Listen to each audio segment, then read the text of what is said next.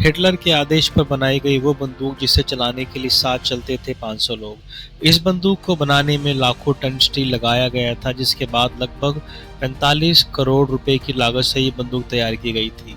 सबसे बड़ी बात ये थी कि इस बंदूक को बनाने के बाद एक जगह से दूसरी जगह इसे कैसे ले जाया जाए।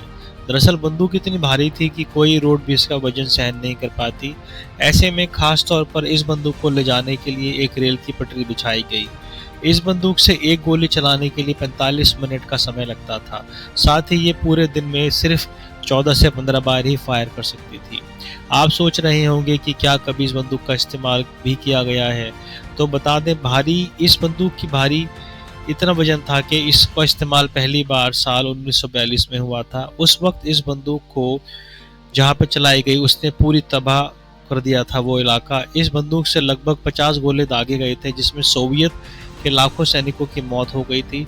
हिटलर का नाम सुनते ही आपको विश्व युद्ध की याद आ जाती है, जिसमें ऐसी तबाही मची थी जिसने करोड़ों लोगों की जान ले ली थी। हालांकि हम बात कर रहे हैं साल 1925 की। ये वो साल था जब हिटलर की आत्मकथा माइक कैंप छपी थी। ये किताब छपने के कुछ समय बाद ही पॉपुलर हो गई थी।